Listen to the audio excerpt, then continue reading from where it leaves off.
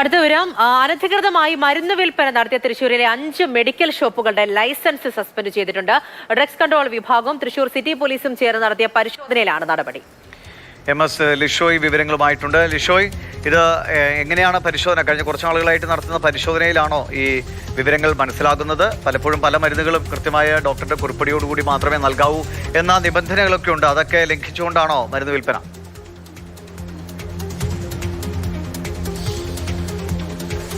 വളരെ പ്രധാനപ്പെട്ട ഒരു വാർത്തയാണ് പങ്കുവയ്ക്കുന്നത്. 22 കടകൾക്കാണ് കാരണം കാണിക്കൽ നോട്ടീസ് നൽകിയിരിക്കുന്നത്. അതായത് അനധികൃതമായ മരുന്ന് വിൽപ്പന നടത്തുന്നു എന്നതാണ്. നിയമപ്രകാരമല്ലാത്ത നിലയിൽ നമുക്കറിയാം, പല ആൻറ്റിബയോട്ടിക്കുകൾ അടക്കമുള്ള മരുന്നുകൾ അത് കൃത്യമായി ഡോക്ടറുടെ കുറിപ്പടിയോടുകൂടി മാത്രമേ നൽകാവൂ. പല മരുന്നുകളും ഡ്രഗ്സ് എന്ന നിലയ്ക്കൊക്കെ ഉപയോഗിക്കുന്നുവെന്ന കണ്ടെത്തലിനെ തുടർന്നു കൂടിയാണ് ഇങ്ങനെയൊരു നിർദ്ദേശം അധികൃതർ നൽകിയത്. പക്ഷേ അത് ലംഘിക്കപ്പെടുന്നു എന്നാണ് മനസ്സിലാകുന്നത്. 22 കടകൾക്ക് കാരണം കാണിക്കൽ നോട്ടീസ് നൽകിയിട്ടുണ്ട്. എന്തായാലും നടപടി വന്നിരിക്കുകയാണ്. MS ലിഷോയ് ചേരുന്നുണ്ട്. ലിഷോയ്, പറയൂ.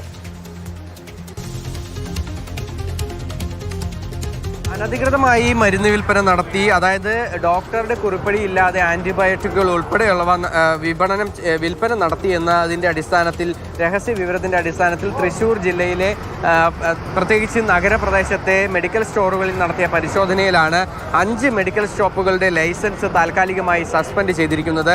അതിനോടൊപ്പം തന്നെ ഈ നിരവധി മെഡിക്കൽ ഷോപ്പുകൾക്ക് ഇത് സംബന്ധിച്ച്, അതായത് ഈ മരുന്ന് വിൽപ്പനയിലെ അപാകതകൾ സംബന്ധിച്ച് കാരണം കാണിക്കൽ നോട്ടീസ് നൽകിയിട്ടുണ്ട്. കൂടാതെ 22 കടകൾക്കാണ് ഇത് സംബന്ധിച്ച് കാരണം കാണിക്കൽ നോട്ടീസ് നൽകിയിരിക്കുന്നത്. 2 ഷോപ്പുകൾക്ക് താക്കീതും നൽകിയിട്ടുണ്ട്.